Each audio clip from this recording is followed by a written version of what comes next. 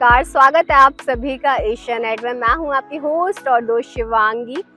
आज हम बात करेंगे स्पेशली उस परेशानी के बारे में जो कि वर्ल्ड वाइड बहुत ज़्यादा ना सिर्फ विकराल बन चुकी है, बल्कि इंडिया में सबसे ज़्यादा केसेस इस डिसीज़ के हैं। इस डिसीज़ का नाम है डायबिटीज़, यानी कि शुगर।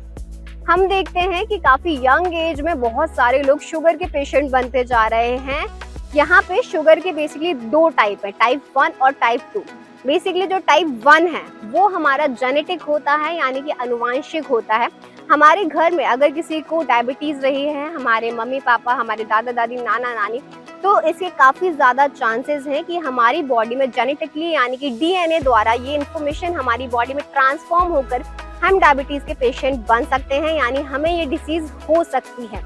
इसके बहुत ज़्यादा, मैं कह सकती हूँ 90% तक चांसेस होते हैं कि बच्चे में वो चीज़ें डीएनए द्वारा ट्रांसफॉर्म होकर और वो डिसीज़ भी ट्रांसफॉर्म हो जाती हैं। ये हुआ type 1 diabetes. Number 2 is type 2 diabetes. ये क्या होता है? ये हमारी जो लाइफस्टाइल है, अगर आपके घर में किसी को भी डायबिटीज़ नहीं है, शुगर का कोई पेशेंट है, लेकिन अगर आपकी लाइफस्टाइल ख़राब है, आपकी बहुत सारी ऐसी आदतें हैं, यानी कि बहुत ज़्यादा मीठा खाना है, वर्कआउट नहीं करना है और भी बहुत सारी हैबिट, प्रॉपर नींद नहीं लेना जिससे हार्मोन इम्बैलेंस हो रहे हैं, तो ये नंबर इस तरीके से होने वाली डायबिटीज़ जब आपको हो जाती है तो उसे बोलते हैं टाइप 2 डायबिटीज़। लेकिन दोनों ही डायबिटीज़ में यहाँ पे क्या होता है, हमारा जो इंसुलिन है बेसिकली वो अप डाउन होता है, यानी कि कई बार बॉडी में इंसुलिन बहुत ज़्यादा मात्रा में प्रोड्यूस होता है जिसका खपत हमारी बॉडी नहीं कर पाती है, और कई बार इतनी कम मात्रा में इंसुलिन प्रोड्यूस होता है कि हमारी बॉडी को उसकी डेफिशिएंसी रह जाती है, यानी कि कमी रह जाती है। ये दोनों ही कंडीशन बहुत खतरनाक है, लेकिन यहाँ पे टाइप 2 डायबिटीज़ ऐसा है जो कि क्योरेबल है, यानी कि क्योर किया जा सकता है। अगर आप टाइप 2 डायबिटीज़ के पेशेंट हैं तो ऐसा संभव है कि आपकी डायबिटीज़ खत्म हो सकती है। लेकिन अगर आप टाइप 1 डायबिटीज़ के पेशेंट हैं तो ये खत्म तो नहीं होगी, बट आप इसे मेंटेन कर सकते हैं, जो कि बहुत ज़्यादा ज़रूरी है। तो यहाँ पे मैं आपको 3 टिप देने वाली हूँ जो कि डायबिटीज पेशेंट के लिए रामबाण साबित हो सकती है। नंबर 1 टिप का नाम है कि आप जब भी आप खाना खाते हैं तो आप सिंपल गेहूं के आटे की रोटी ना खाएं। यस, डायबिटीज पेशेंट को हमेशा कोशिश करनी चाहिए कि वो मल्टीग्रेन से बने हुए आटे की रोटी खाएं, जो कि उनकी हेल्थ को ना सिर्फ बेहतर बनाती है बल्कि डायबिटीज के जो मैं कह सकती हूँ कॉजेज हैं उनको भी कम करती है और आपका सादी शुगर लेवल को मेंटेन करके रखती है।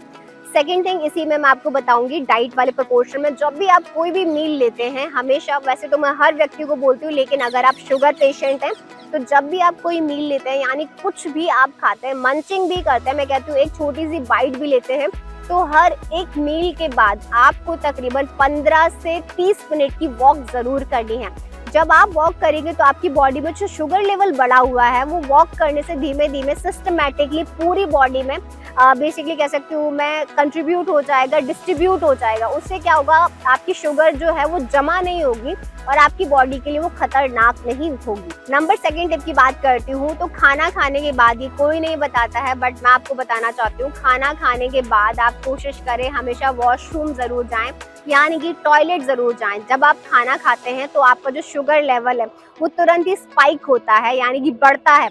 तो उसके बाद जब आप टॉयलेट जाते हैं तो उसके द्वारा, यूरिन के द्वारा आपकी बॉडी से जो शुगर है, एक्सेस शुगर है, वो फ्लश आउट हो जाता है, आपकी बॉडी से निकल जाता है। इसको, ये बहुत ही बेहतरीन नुस्खा है, इसको ज़रूर अप्लाई करें। एंड खाना खाने के बाद आपको वज्रासन में ज़रूर बैठना है। वज्रासन यानी कि ये वाला पोज जिसमें मैं अभी आपको बैठ के बता रही हूँ। अपने थाइस को स्ट्रेट करें, अपने दोनों घुटनों को ज्वाइन करके रखें, अपने पंजों पर आपके हिप्स को ऐसे प्लेस करना है आपको, दोनों पंजे स्ट्रेट रिलैक्स करें। जब भी आप खाना खाएं, खाना खाने के बाद आप कोशिश करें कि आपको तकरीबन 3 मिनट तक इस पोजीशन में, इस आसन में ज़रूर बैठना है। जब आप इस आसन में बैठेंगे तो जो आपका एक्सेस शुगर है उसको ये बर्न आउट करने की कोशिश करेगा, यानी कि जलाने की कोशिश करेगा। और साथ ही साथ बेस्ट पार्ट ये है कि अगर आप खाना खाने के बाद वज्रासन में रोजाना बैठते हैं तो आपकी बॉडी में कभी भी मोटापा नहीं बढ़ेगा। तो अब बारी आती आसना की। तो जिनको भी डायबिटीज है या जिनको लगता है कि वो शुगर के शिकार हो सकते हैं, उनका शुगर लेवल बढ़ सकता है या आगे चल के उनको डायबिटीज ना हो, उनको अपनी लाइफस्टाइल में डेली मंडूकासन जरूर करना चाहिए। कैसे करना है, सिंपली सबसे पहले आपको वज्रासन में बैठ जाना है एंड उसके बाद अपने दोनों हाथों को स्ट्रेट करना है, थंब को अंदर एंड इस तरीके से आपको मुट्ठी बांधनी है कस के। एंड श्वास भरना है आपको। श्वास भर के अपनी नाभि जो आपकी नेवल है उसके आसपास दोनों हाथों को ऐसे प्रेस करना है एंड श्वास छोड़ते हुए आपको आगे की तरफ झुकना है और अपने जो दोनों मुट्ठियां हैं उससे पूरी ताकत से पेट को अंदर की तरफ दबाना है और इस पोजीशन में, इस कंडीशन में आपको होल्ड करके रखना है। तकरीबन आप 30 सेकंड्स तक होल्ड करें। श्वास नहीं लेना है, ध्यान रखिएगा, श्वास छोड़ करके आपको होल्ड करना है। एंड यहीं से श्वास भरते हुए वापस आएंगे एंड अगेन श्वास छोड़ते हुए डाउन। पूरी ताकत से अपने जो मुट्ठियां हैं उनसे अपनी नाभि के एरिया तक यानी पेट को अंदर की तरफ धकेलना है। यहीं से वापस। मंडूकासन के सेकंड वेरिएशन में आपको क्या करना है, अपनी हाथों की हथेली को इस तरीके से लेना है एंड एक हथेली को पहले रखना है नाभि पर, देन दूसरी हथेली को श्वास भरना है, श्वास छोड़ना है एंड प्रेस करते हुए आगे डाउन, स्ट्रेट एंड होल्ड। यहाँ पे काउंटिंग करें 1 2 3 ऐसे करके 30 तक काउंट करें एंड 30 तक होल्ड करें एंड श्वास भरते हुए वापस आएंगे। श्वास खाली, पेट को खाली,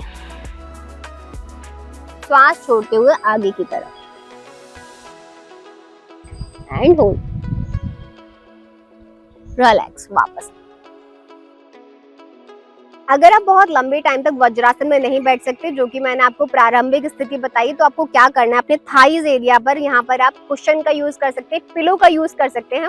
जब आप एक पिलो रखेंगे तो आपको थोड़ी सी हाइट मिल जाएगी और साथ ही साथ आपके जो बेसिकली मैं कह सकती हूँ हड्डियां जो टकरा रही होंगी या फिर मसल्स जो टकरा रहे होंगे उनमें थोड़ा सा गैपिंग होने के कारण आपको ईजी हो जाएगा और आपको बहुत ज्यादा फ्लेक्सिबिलिटी की भी जरूरत नहीं पड़ेगी।